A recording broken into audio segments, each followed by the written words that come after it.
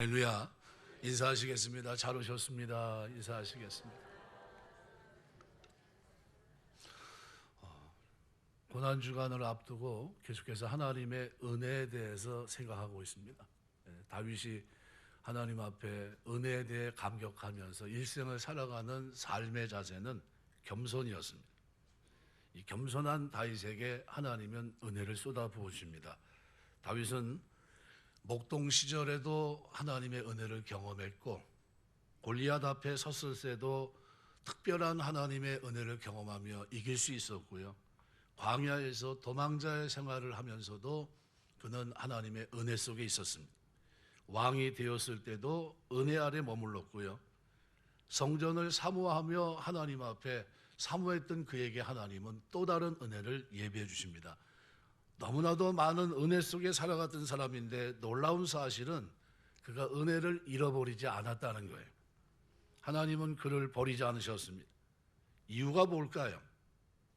사울은 하나님이 기름 부어 세웠는데 왕이 되고 불과 얼마 안 돼서 전쟁에서 승리했지만 그는 온데간데 없이 겸손이란 모습이 사라집니다.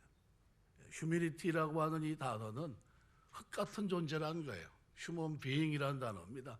우리는 겸손할 수밖에 없는데, 그런데 왕이 되기 전과 왕이 된 후의 모습은 사울 왕은 너무나만 차이가 있습니다. 심지어 사무엘상 10장 27절에 보면 그의 모습을 이렇게 표현합니다. 불량배는 이르되 이 사람이 어떻게 우리를 구원하겠느냐 하고 멸시하며 예물을 바치지 아니하였으나 그는 잠잠하였더라. 그때 그는 겸손한 사람이었습니다. 왕이 되기 전에. 근데 왕이 되고 난 후는 달라졌어요. 하나님 말씀을 저버리고 교만한 모습을 가지고 살아갑니다. 신약 그리스도인들에게 많은 열세권의 서신을 통해서 우리의 삶의 새 사람의 삶을 얘기했던 바울은 골로새 교회에 편지를 보내면서 3장 12절에 이렇게 말합니다. 너희는 하나님의 택하사 거룩하고 사랑받는 자처럼 긍휼과 자비와 겸손과 온유와 오래 참음을 옷 입고 그랬습니다. 옷은 그 사람의 신분을 상징합니다. 그 옷 입고 그런 짓을 할 수가 없어요. 그 옷 입으면 그 모양을 가져야 됩니다. 왕 같은 제사장이라고 하는 우리의 신분에 맞지 않는 옷을 하나님이 우리에게 입히셨습니다. 그렇다고 한다면 우리의 삶에서 최소한 겸손이라고 하는 옷을 입은 그 모습이 나타나야 됩니다. 겸손은 옷을 선택하듯 우리가 선택해야 될 우리 삶의 자세입니다. 왜 이 겸손을 우리가 선택해야 되냐 하면 하나님의 축복을 끌어안는 자석과 같습니다. 야고보서 4장 6절은 겸손한 자에게 하나님은 은혜를 베푸시고요.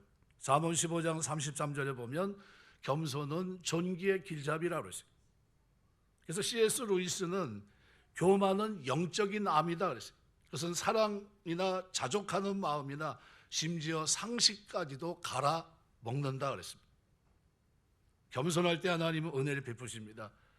역대하 26장 17절 18절에 보면 우시야가 교만해졌을 때 그는 제사장의 충언을 듣지 않아요. 결과 제사장 아사라의 말을 듣지 않은 결과 그는 인생이 비참해집니다. 그리고 마침내 그는 그 교만 때문에 모든 것을 잃어버립니다.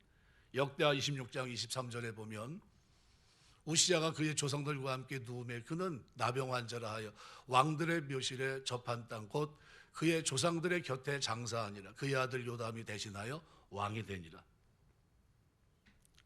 교만할 때와 겸손할 때 너무나 큰 차이가 났던 사람이 우시야입니다. 하나님은 겸손한 자에게 은혜를 주시는데요, 심지어 깨닫는 은혜도 주십니다. 시편 49편 20절 보면 깨닫지 못하는 사람은 멸망하는 짐승과 같다 그랬어요. 그런데 놀랍게도 하나님 앞에 겸손히 무릎 꿇고 기도할 때 하나님은 깨닫는 은혜도 주십니다. 다니엘서 10장 11절 12절에 보시면 내게 이르되 큰 은총을 받은 사람 다니엘아 내가 내게 이르는 말을 깨닫고 일어서라. 내가 내게 보내심을 받았느니라 하더라. 그가 내게 이 말을 한 후에 내가 떨며 일어서니 그가 내게 이르되 다니엘아 두려워하지 말라. 내가 깨달으라고 하여 내 하나님 앞에 스스로 겸비하기로 결심하던 첫날부터 내 말이 응답받았으므로 내가 내 말로 말미암아 왔느니라. 다니엘이 예레미야서를 읽으면서 깊이 깨닫기 위해서 하나님 앞에 금식하고 무릎 꿇었습니다. 겸손히 금식하며 기도합니다. 그랬더니 하나님께서 어떻게 해요? 천사를 보내 깨닫게 하셨다는 겁니다. 하나님은 겸손한 자에게 깨달음도 주십니다. 또 설령 악을 행했다 할지라도 회개하고 겸손히 하나님 앞에 기도하면 하나님 오늘 우리를 치료하시고 땅을 고치시고 모든 것을 회복시키시는 분입니다. 역대하 7장 14절 보시면 내 이름으로 일컫는 내 백성이 그들의 악한 길에서 떠나 스스로 낮추고 기도하여 내 얼굴을 찾으면 내가 하늘에서 듣고 그들의 죄를 사하고 그들의 땅을 고칠지라. 하나님 겸손한 자의 기도에 응답하세요. 하나님은 겸손한 자에게 찾아오셔서 또 부흥의 축복을 주십니다. 부흥이라고 하는 것은 하나님이 방문하시는 것, 파가드하는 거예요. 아브라함을 방문하신 것처럼 방문하는 것. 영을 소생시키시고 마음을 소송케 하는 게 부흥입니다. 하나님은 겸손한 자와 함께 하십니다. 겸손한 자가 누리는 가장 큰 축복이 뭐냐면 하나님과 동행하는 길입니다. 그래서 이사야 57장 15절에 보면 이렇게 표현합니다. 지극히 존귀하며 영원히 거하시며 거룩하다 이름하는 이가 이와 같이 말씀하시되 내가 높고 거룩한 곳에 있으며 또한 통회하고 마음이 겸손한 자와 함께 있나니 이는 겸손한 자의 영을 소생시키며 통회하는 자의 마음을 소생시키려 함이라 그랬습니다. 하나님은 누구와 함께 하십니까? 겸손한 자와. 겸손한 자와 하나님이 함께 하시며 그를 부흥시킵니다. 또 겸손한 자에게 하나님은 복을 주세요. 잠언 22장 4절 겸손과 여호와를 경외하며 보상은 재물과 영광과 생명이니라. 제가 오늘 왜 이 겸손에 대해서 얘기하냐 하면요, 다윗의 일평생 입고 살았던 옷이 겸손이라는 옷입니다. 그의 일생을 하나로 딱 묶을 수 있는 키워드가 겸손이에요. 광야 시절 목동으로 있을 때, 골리앗 앞에 있을 때 그에게 베푼 은혜, 광야 10년간의 도망자의 생활 속에 함께 하셨던 은혜, 이 다 겸손이에요. 다윗은 겸손한 사람입니다. 어려서부터 늙기까지 그는 겸손에서 벗어나질 않았어요. 막내 목동의 일을 할 수 있었던 것도 그의 겸손한 성품 때문이에요. 골리앗 앞에서 물맷돌을 들고 나갔던 것도 역시 겸손한 다윗의 모습입니다. 밧세바를 범하는 죄를 짓고도 왕의 권력으로 감추려 하지 않고 지적했을 때 통곡하며 회개하며 5년간의 자성의 시간을 보낸 것도 역시 그의 겸손입니다. 그래서 베드로전서 5장 5절 6절은 이렇게 표현합니다. 젊은 자들아 이와 같이 장로들에게 순종하고 다 서로 겸손으로 허리동이라. 하나님은 교만한 자를 대적하시되 겸손한 자들에게 은혜를 주시느니라. 그러므로 하나님의 능하신 손 아래에서 겸손하라. 때가 되면 너희를 높이시리라. 항상 겸손하라. 항상 겸손하라. 다윗이 일생 속에 3번 기름 부음을 받는데요, 15살 때 양을 치고 있다가 부름받아 가서 그때 기름 부음을 경험하고요, 30세 때 헤브론의 유다 왕이 되었을 때 기름 부음을 받고요, 통일한국을 이뤘던 38세 때 또다시 기름 부음을 받습니다.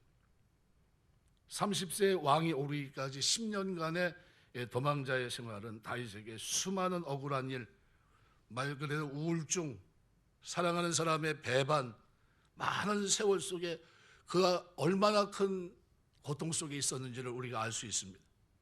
그런데 그 고생을 많이 경험했던 사람들은 공통점이 있습니다. 성공했을 때 공로의식이 있어요. 보상의식이 있고, 내가 이만큼 고생했으니까 이런 결과를 얻은 거 아니야. 자수성가를 보통 얘기를 합니다. 고생 끝에 낙이 있다고 생각하면서 노력을 깎아내리거나 노력이 필요 없다 이런 얘기가 아닙니다. 그만한 노력을 똑같이 했는데도 안 되는 사람들이 있어요. 옆에 보면 어떤 사람들은요, 진짜 그냥 뭐 숨 쉴 시간도 없을 정도로 바쁘게 지납니다. 성공 못 하더라고요. 늘 허덕여요. 성공이 나의 노력과 열심으로만 이룰 수 없다는 것을 우리는 아셔야 됩니다. 나의 성공에는 반드시 타인의 목도 있고요, 그 성공에는 하나님의 도우심이 있어요. 에즈라 군사 원조하듯이 내 필요할 때마다 기도할 때마다 도와주셨던 은혜가 있는 겁니다. 내 힘으로 성공을 이루었다고 생각하는 것이 교만입니다. 고생을 심하게 하고 높은 자리에 오를수록 스스로 공로와 무용담이 많아져요. 그러면 자연스럽게 나도 모르게 교만하게 됩니다. 그런데 오늘 본문의 다윗을 보십시오. 고생한 사람, 만일 줄을 세워서 만일 얘기한다면 다윗만큼 고생한 사람, 그저 마음 고생한 사람이 있을까요? 예, 제일 힘든 고생이 다윗이라고 생각이 됩니다. 3,000명의 군사를 뒤에 대동하고 구스라는 사람을 시켜서 추격을 하고 있습니다. 강원도 손바닥만한 땅에서 오직하면 망명까지 했겠습니까? 그 정도의 고생을 경험한 사람이 있을까요?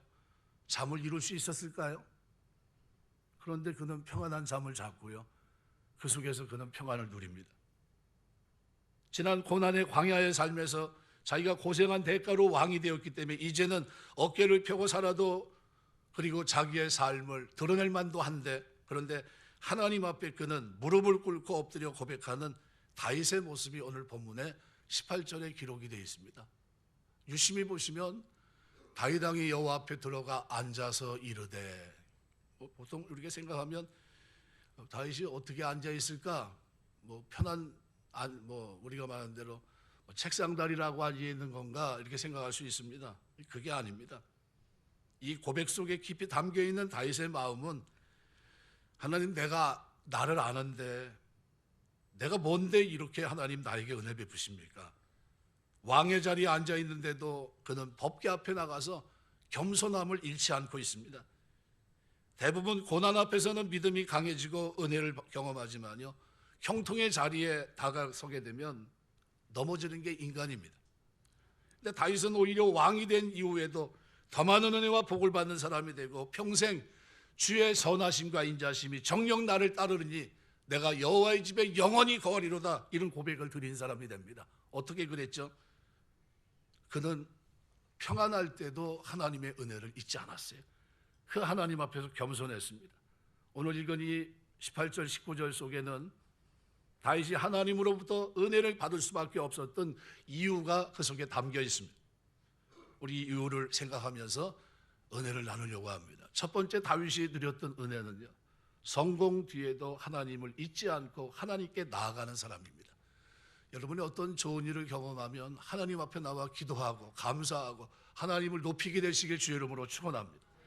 운동선수들이 보통 이렇게 등수 안에 들었는데 하나님 영광 돌립니다. 하나님 은혜입니다. 내 한계는 이건데 이번에 한계를 넘어서 나에게 뜻하지 않은 결과를 가져왔습니다. 감사합니다. 그럴 때 굉장히 은혜가 됩니다. 오늘 18절에 보면 다윗 왕이 여호와 앞에 들어가 앉아서, 야샤부라는 단어입니다. 이것은 계속되는 행위를 나타내요. 오래 머물러 앉아 있었다는 겁니다. 오래 머물러 있는 사람이라고 한다면, 그것도 법궤 앞이라고 한다면 뭐하러 오래 앉아 있을까요? 그가 법궤를 가지고 온 후에 보관할 성전을 지으려고 하나님께 간구했습니다. 성전을 지은 것도 아닙니다. 짓겠다고 하는 뜻을 전달했습니다. 그런데 하나님이 기뻐서 이렇게 약속을 했는 게 그 앞에 부분이에요. 사무엘하 7장 1절서부터 17절의 기록입니다. 너무 기뻤죠? 말로 표현할 수 없습니다. 이 소리를 듣고 가만히 있을 수가 없어요. 그래서 어떻게 해요? 법궤 앞에 나가 앉았습니다. 보통 법궤 앞에는 두 가지 자세밖에 없습니다. 서 있든가 아니면 무릎 꿇고 앉아 있든가. 서 있진 않았을 것 같아요. 앉았다는 표현은, 야샤브라고 하는 표현은 그 표현이 아닙니다. 무릎 꿇고 오래 앉은 걸 말합니다. 그래서 다윗이 취했던 자세는 무릎을 꿇고 기도하는 자세예요. 시편 110편 1절 보시면 여호와께서 내 주에게 말씀하시기를 내가 내 원수들로 내 발판이 되게 하시기까지 너는 내 오른쪽에 앉아있으라 하셨도다. 어떤 자세일까요? 무릎 꿇고 앉아있는 모습이겠죠. 예수께서 하나님과 가지는 교제 상징적인 자세는 심한 통곡과 눈물로 간구의 손을 올렸던 히브리서의 기록을 본다면 그는 무릎 꿇고 앉아 계신 모습이에요. 구약에서 그리스도를 상징하는 다윗이 그리스도처럼 하나님과 친밀한 교제를 나누고 있음을 상징하기 위해서 이 야샤부라는 단어를 쓰고 있는 겁니다. 앉아 있었다, 기도하고 있었다는 것, 기도하고 있었다. 법궤 앞에 무릎 꿇고 오래 앉아 기도했다는 겁니다. 다윗은 기도의 사람입니다. 왕이 되어서도 가장 먼저 한 일이 뭡니까? 법궤를 찾는 일이었고, 이것을 찾기까지는 내가 어떻게 해요? 잠을 이루지 않겠다는 거예요. 이것을 찾기까지는 내가 먹지 않겠다고 그랬던 고백입니다. 그랬는데 그런 그가 법궤를 찾았을 때 그가 고민한 게 뭡니까? 나는 백향목궁에 구하는데 하나님의 법궤는 거할 것이 없도다 하면서 어떻게 고민합니다. 법궤 앞에 무릎 꿇고, 그리고 사무엘 선지자가 그 얘기를 듣고서 하나님이 네가 피를 많이 흘려서 너를 통해서는 알 수 없지만 네 아들의 손을 통해서 이것을 하신다고 한다. 너무 감격스러운 얘기를 듣습니다. 그래서 그 소리를 듣자마자 하나님 앞에 나가 어떻게 해요? 기도했던 겁니다. 그게 오늘 내용이에요. 70년대 한국 소설 가운데 윤홍길이라는 사람이 썼던 완장이라는 책이 있어요. 사람은 장이 되면 그 사람의 진면목이 나타납니다. 평상시는 잘 몰라요. 그런데 이상하게 완장이라도 하나 차고 뭐가 되면 그때부터 사람이 싹 변해요. 저 사람이 저런 사람이었나 싶습니다. 사업에 성공했던 최 서장이 저수지 사용권을 얻어서 양어장을 만들고 동네에서 할 일 없이 한량으로 낚시하고 지냈던 종술이라는 사람에게 양어장 관리를 맡기려고 합니다. 처음에는 거절했지만 매일 술 먹고 지내는 사람이 뭐 할 게 없으니까요. 결국은 수락을 합니다. 그래서 방금 저수지의 양어장을 관리하게 되면서 완장을 차게 됩니다. 그런데 이상하게 그때부터 완장을 차고서는 저수지를 호령하면서 낚시하는 도시 사람들이 와서 낚시를 하면 얼차례를 주기도 하고 때로는 사람을 때리기도 하고 완장질이 시작됐습니다. 나중에는 읍내로 나가는데도 완장을 차고 나가요. 그러니까 완장 하나로 뭐가 된 것이냐, 무소불위의 권력을 가진 것처럼 행동하다가 나중에는 급기야 자기를 고용한 최 사장이 저수지에서 낚시하는데 그것도 못하게 막아버립니다. 결국 최 사장이 가만히 있겠습니까? 자기가 사장인데 만든 조성한 사람인데 자기를 어떻게 해요? 낚시를 못하게 하니까 결국 해고당합니다. 이게 이 소설의 내용입니다. 사람에게 주어진 완장이 이 권력을 통해서 얼마나 무서운 것인지를 해학적으로 보여준 소설이죠. 저수지에는 완장만 차도 사람이 이렇게 바뀌어요. 다윗은 왕이 됐습니다. 이제 왕관을 쓰고 있어요. 더 이상 누구 앞에서 무릎 꿇을 일이 없습니다. 그런데 다윗이 이 좋은 말을 듣고서는, 선지자 말을 듣고서는 하나님 앞에 무릎 꿇고 있어요. 우리가 겸손히 하나님 앞에 무릎 꿇는 일은 일생 동안입니다. 우리 주님이 십자가 지실 때 심한 겟세마네 동산에서 어떻게 기도하셨습니까? 심한 통곡과 눈물로 간구의 손을 올릴 때 1시간짜리 기도를 3번 하십니다. 그때마다 어떻게 해요?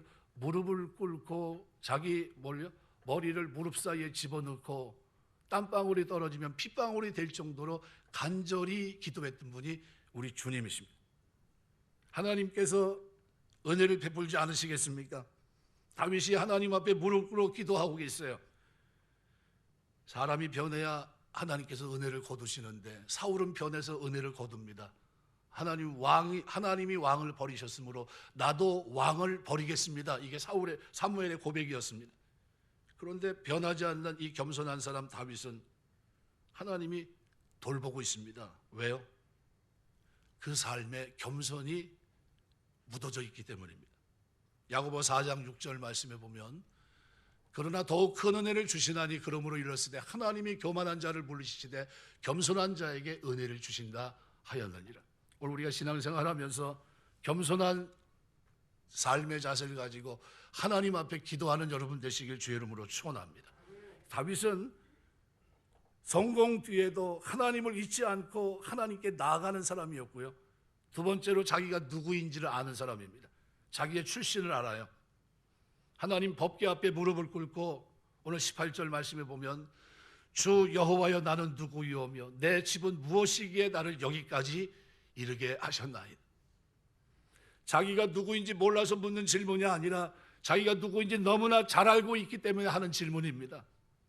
하나님, 내가 나를 너무 잘 아는데 제가 이런 은혜를 받을 자격이 없습니다 라고 묻고 있는 거예요.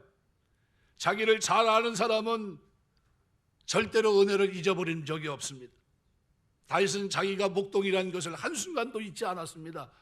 시편 78편 말씀에 보면 70절 71절에 이렇게 말합니다.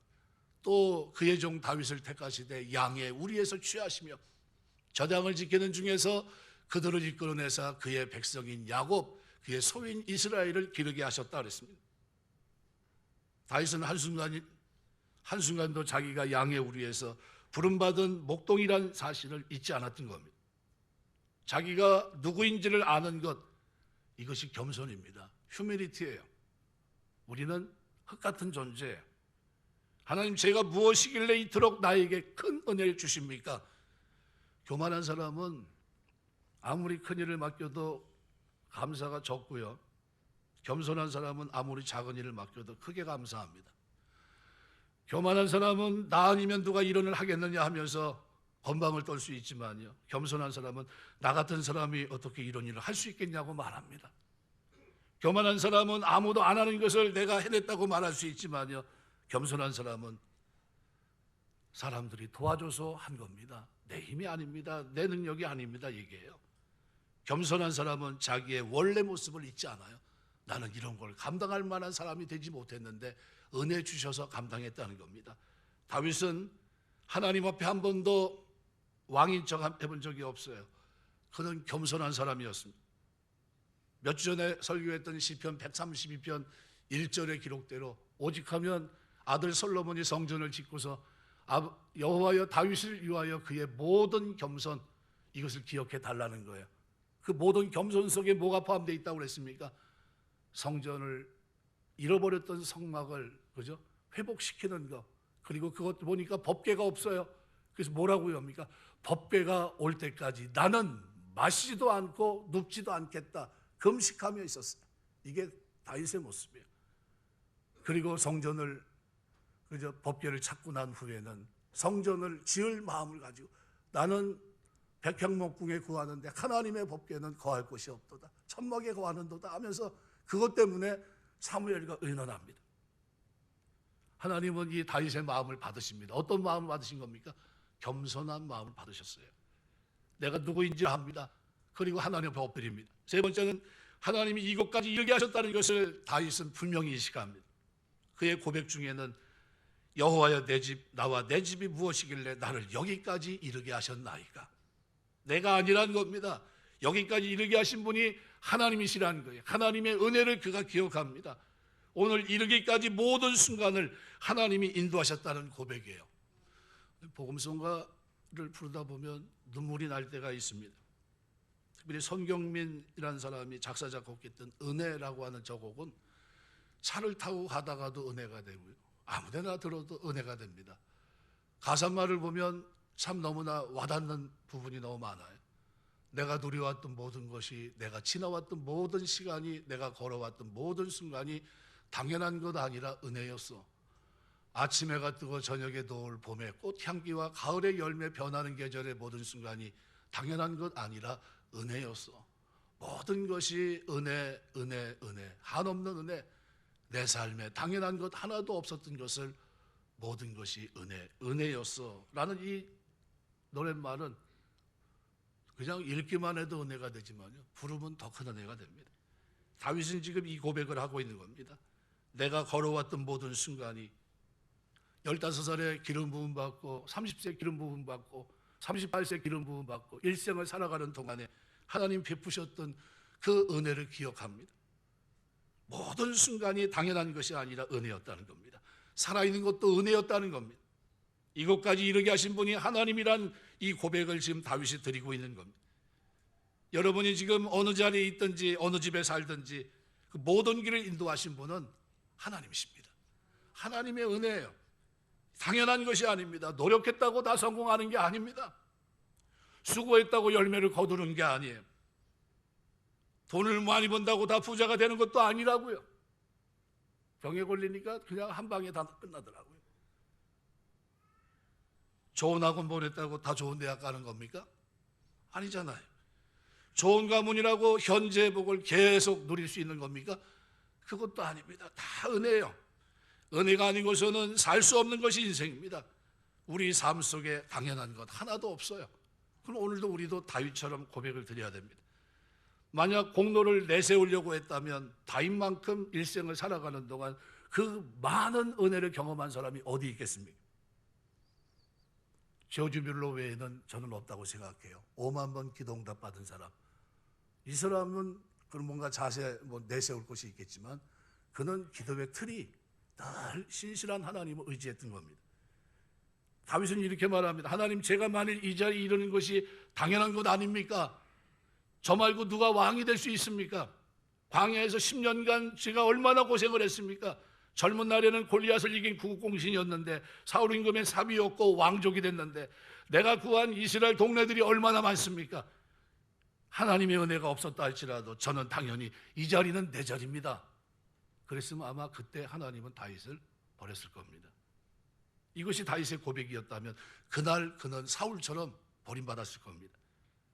하나님 없이 걸어갔다고 생각하는 순간, 하나님 없이도 살 수 있다고 생각하는 순간, 하나님 없이 살아보라고 하나님께서는 아마 그를 떠났어도 벌써 떠났을 겁니다. 그런데 다윗은 함께 하시는 은혜가 있었어요. 다윗은 그런 자세가 아닙니다. 하나님, 나로 이곳에 이르게 하신 분은 바로 하나님이십니다.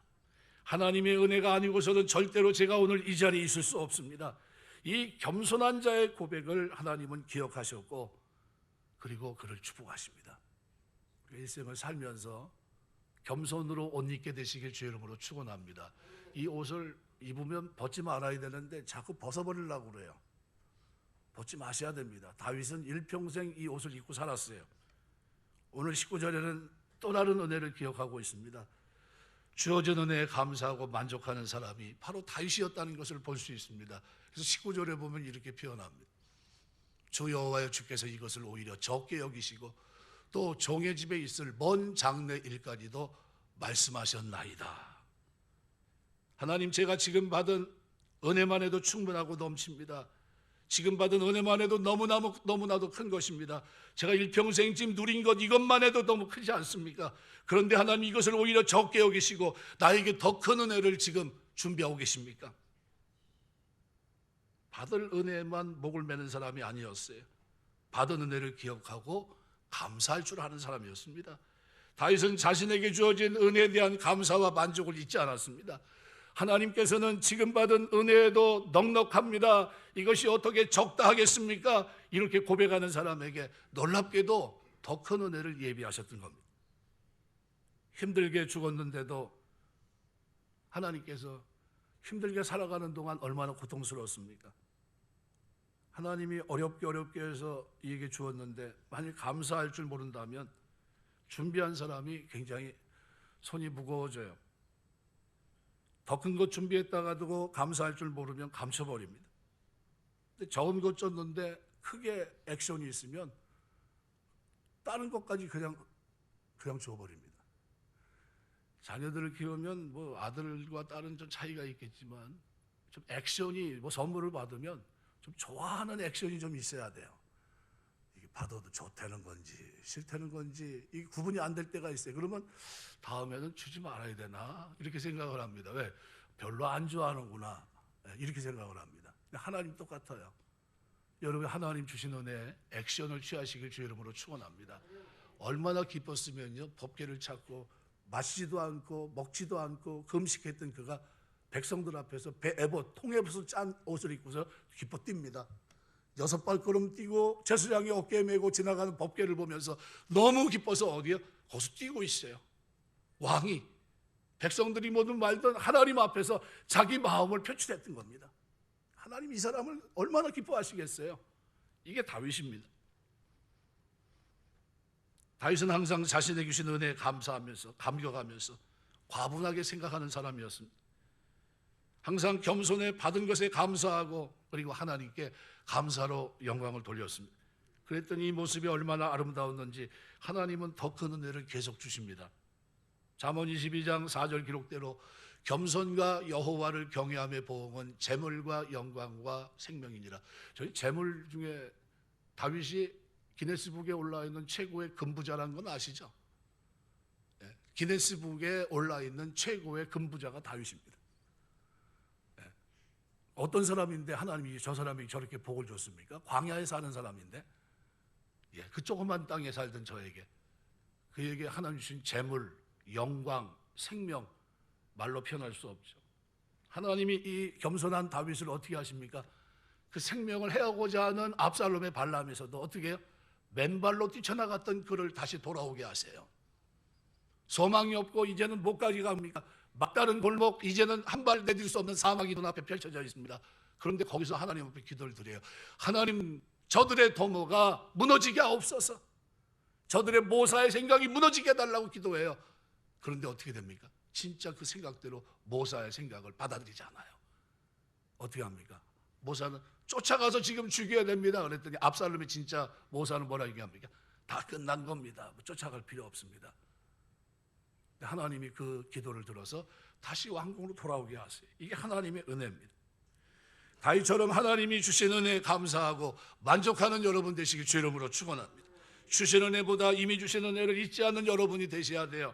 하나님은 그런 사람에게 더 큰 은혜 주십니다. 상상할 수 없는 은혜. 솔로몬은 성전을 짓고 다윗의 겸손을 기억해달라고 기도했던 겁니다. 시편 130편 1절 2절 여호와여 다윗을 위해 그의 모든 겸손을 기억하소서. 그가 어떻게 살아갔는지, 그저 법궤를 찾기 위해 어떤 고생을 했는지, 그가 법궤를 찾고 난 후에 어떤 마음을 가지고 하나님을 섬겼는지, 그가 하나님의 약속을 들었을 때 얼마나 기뻐서 하나님 앞에 무릎 꿇고 기도하고 있었는지, 이 겸손을 잊지 말아달라는 거예요. 다윗이 많은 복을 받은 것은 그가 일평생 겸손이란 옷을 입고 있었기 때문이에요. 일이 잘 풀리지 않고 뜻대로 일이 되지 않을 때 가장 먼저 일어나는 일이 은혜를 잊어버리는 일입니다. 모든 것이 은혜였는데 언제부터인가 받은 은혜는 당연히 내가 누리는 권리가 되어버렸고, 은혜를 받지 못한 사람처럼, 은혜를 받지 못한 자처럼 낭망하고 낙심한 모습이 우리의 모습은 아니었습니까? 하나님은 오늘 우리가 겸손과 여호와를 경외함의 보응은 재물과 영광과 생명이라고 말씀합니다. 하나님은 겸손한 자에게 이 모든 것이 하나님의 은혜 때문이라고 겸손하게 고백하는 사람에게 또 다른 은혜의 길을 열어주고 계신 겁니다. 그래서 라틴어 휴무스라는 단어에서 온 휴미리티라고 하는 이 단어는요, 휴먼 비잉이라는 단어예요. 흙 같은 존재라는 게 인간은 예수님을 하나님이라고 고백한 공동체가 교회입니다. 예수님은 하나님이라고 고백하는 사람들이 성도고요. 구약에는 여호와께서 말씀하시니라, 여호와의 말씀이 누구에게 임하니라 이렇게 되어 있습니다. 하나님의 이름과 권위로 대부분 대언했습니다. 그런데 산상설교에 보면 이 땅에 오신 예수님은 나는 하나님이라고 말씀합니다. 그래서 뭐라고 얘기하냐면 산상설교 5장만 봐도요, 너희는 이렇게 들었지만 나는 너희에게 이렇게 말한다 이렇게 얘기해요. 5장에 보면 22절부터 한번 볼까요? 나는 너희에게 이르노니 형제에게 노하는 자마다 이렇게 합니다. 또 계속 나는 너희에게 이르노니, 또 계속 넘어가고 나는 너희에게 이르노니 도무지 맹세하지 마, 하늘로도 말라, 하나님의 보좌다. 나는 너희에게 이르노니, 계속 나는 너희에게 이른다. 내가 진실로 너희에게 이른다. 자기 권위를 갖고 말씀합니다. 나는 하나님이라는 거예요. 요한복음 8장 56절에 보면 너희 조상 아브라함은 나의 때 볼 것을 즐거워하고 보다가 즐거워하였느니라. 유대인들이 이르되 내가 아직 50세도 못 되었는데 아브라함을 보았느냐. 예수께서 이르시되 진실로 너희에게 이르노니 아브라함이 나기 전부터 내가 있느니라. 아브라함이 나기 전부터 내가 있느니라. Before Abraham was born, I am 이란다. I am. 내가 그때부터 있었다는 거예요. I am은 출애굽기 3장 14절에 나는 스스로 있는 자 아니라 자기를 소개할 때 모세에게 나타난 여호와의 이름이 I am who I am입니다. 유대인들이 절대로 쓰지 않는 단어가 I am입니다. 왜냐? 하나님의 이름이기 때문이죠. 그런데 예수님께서 이 땅에 오셔서 Before Abraham was born, I am 이렇게 얘기했습니다. 현재형으로 표현했습니다. 현재형으로. 놀라운 것은 모세에게 말씀하셨던 주님의 이름을 자신에게 그대로 적용해서 얘기하고 있는 겁니다.